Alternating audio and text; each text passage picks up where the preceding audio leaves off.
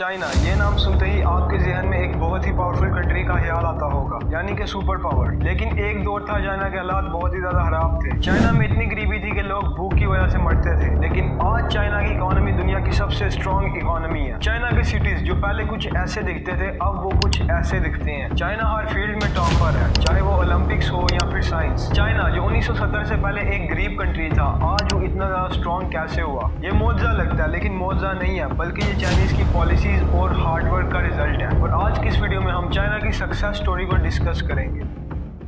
China की history बहुत ज्यादा पुरानी है। चाइना में 2000 साल इंपीरियल डायनेस्टीज ने रूल किया है और हर दौर में चाइना पावरफुल कंट्रीज की लिस्ट में रहा है। लेकिन एक दौर ऐसा आया कि चाइना बहुत ज्यादा गरीब हो। 1654 में चाइना में किंग डायनेस्टी का रूल शुरू हुआ और दूसरी तरफ ब्रिटिश एम्पायर पूरी दुनिया में फैल रहा था। ब्रिटिश लोग ईस्ट इंडिया कंपनी के जरिए इंडियन सब कॉन्टिनेंट में भी कब्जा कर लेते हैं और अब इनकी एम्पायर के बॉर्डर्स चाइना के साथ भी लगते हैं। इन्होंने चाइना में चाय की खेती को देखा, जिसकी वजह से ये चाइना से चाय खरीदना चाहते थे और इसके बदले में चाइना को कोई और चीज बेचना चाहते थे, क्योंकि चाइना की मार्केट बहुत ज्यादा बड़ी थी। तो इन्होंने इंडिया में ओपियम यानी कि फीम की फार्मिंग को शुरू किया और चाइना में फीम बेचनी शुरू कर दी और बहुत जल्द पूरे चाइना में ओपियम फीम फैल गई और चाइना का हर बंदा फीम का नशा करने लग पड़ा। इस सब की वजह से चाइना की किंग डायनेस्टी बहुत ज्यादा परेशान थी और उन्होंने इसका सोल्यूशन निकालना शुरू कर दिया। उन्होंने चाइना में तमाम फीम के गोदामों पर आग लगा दी, जिससे ब्रिटिशर्स को नुकसान हुआ और ब्रिटिशर और किंग डायनेस्टी के बीच जंग छिड़ गई और इस जंग को फर्स्ट ओपियम वॉर कहते हैं। इस जंग में चाइनीज बहुत ही ज्यादा बहादुरी से लड़े, लेकिन वो सुपर पावर ब्रिटिशर्स की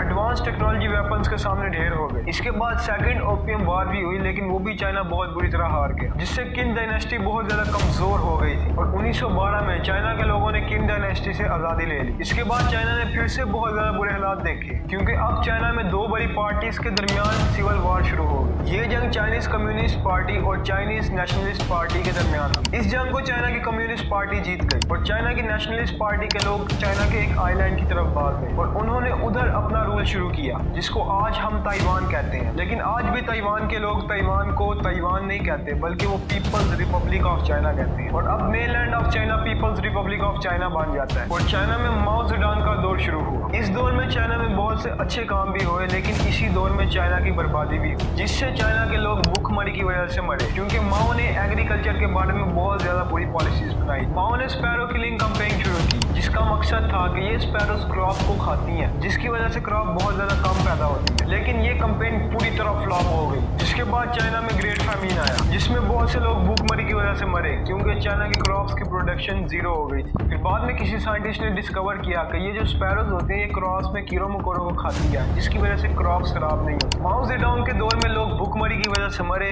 जिसकी वजह से उसके खिलाफ प्रोटेस्ट होने लगे और इन प्रोटेस्ट को रोकने के लिए माओ ने हर एक डिक्टेटर की तरह अवाम के ऊपर जुल्म करना शुरू कर दिया। फिर माओ की हुकूमत तब भी खत्म हुई जब माओ मर गया। माओ के बाद डेंग शाओपिंग पावर में आया। इसके पावर में आते ही चाइना की किस्मत बदल गई, क्योंकि डेंग की पॉलिसीज बहुत ज्यादा अच्छी थी। डेंग ने लिबरलाइजेशन की और हर इंडस्ट्री को आजाद कर दिया और उसने लोगों को कहा कि वो इंडस्ट्रीज लगाएं। उसने एग्रीकल्चर की जमीनें भी प्राइवेट कर दी, जिसकी वजह से फार्मर्स को बहुत ज्यादा फायदा हुआ और क्रॉप्स भी बढ़ गई। डेंग ने चाइना की एजुकेशन को भी बेहतर किया। चाइना को एडवांस बनाने के लिए साइंस और टेक्नोलॉजी पर बहुत ज्यादा ध्यान दिया गया। उसने ये पॉलिसी बनाई कि चाइना कोई भी चीज इंपोर्ट नहीं करेगी, बल्कि चाइना अपनी जरूरत खुद पूरा करेगी, जिसकी वजह से चाइना में लोगों ने मैन्युफैक्चरिंग शुरू की, जिससे चाइना ने सिर्फ अपनी ही जरूरत पूरी नहीं की, बल्कि बाद में उस सामान को बाहर एक्सपोर्ट भी किया। 1978 में चाइना की एक्सपोर्ट्स का रेवेन्यू $9.8 बिलियन था और इसका एक्सपोर्टर कंट्रीज में 32 नंबर था। 1980 में 2 ही सालों में चाइना की एक्सपोर्ट डबल हो गई। इस तरह चाइना की एक्सपोर्ट हर साल बढ़ती गई और 2009 आते आते चाइना दुनिया का सबसे बड़ा एक्सपोर्टर कंट्री बन गया। 2023 में चाइना की टोटल एक्सपोर्ट $3.38 ट्रिलियन थी। साथ ही साथ चाइना टेक्नोलॉजी में भी आगे बढ़ता गया। Alibaba.com, Xiaomi, Huawei, Vivo, Oppo, Tecno, ये सब चाइना की कंपनीज हैं। इसके साथ चाइना स्पोर्ट्स एक्टिविटीज में भी आगे बढ़ता गया और दुनिया को बहुत बड़े बड़े एथलीट्स दिए। 2024 में पेरिस में होने वाले ओलंपिक्स में चाइना ने 40 गोल्ड, 22 सिल्वर्स और 24 ब्रोंज मेडल्स जीते। चाइनीज लोग बहुत ज्यादा मेहनती हैं और उनका दुनिया में आज जो मुकाम है वो सिर्फ और सिर्फ उनकी मेहनत की वजह से। लेकिन ये मेहनत तो चाइनीज हजारों साल से कर रहे हैं, लेकिन अब क्यों चाइनीज इतने ज्यादा कामयाब? उसकी वजह है एक लीडर की फ्यूचरिस्टिक सोच। डेंग शाओपिंग का पहला गोल था चाइना में फॉरेन इन्वेस्टमेंट को लाना। इसके लिए उसने स्पेशल एडमिनिस्ट्रेटिव रीजन शेंजन बनाया। डेंग फ्यूचर के बारे में सोचता था। उसको पता था कि अगली जनरेशन की आसानी के लिए इस जनरेशन को बहुत ज्यादा मेहनत करनी होगी और मुश्किलात से गुजरना होगा। उसका एजुकेशन का भी बहुत जबरदस्त मॉडल था। उसका ये मॉडल था कि मेरी जनरेशन इतनी ही तालीम हासिल करे कि वो फैक्ट्रीज लगा सके और फैक्ट्रीज में काम कर सके और मुल्क में प्रोडक्शन को बढ़ा सके। इसके बाद की जनरेशन इस तरह की एजुकेशन हासिल करे कि वो टेक्नोलॉजी की तरफ जाए और उसके बाद वाली जनरेशन इस तरह की एजुकेशन हासिल करे कि वो इनोवेटिव हो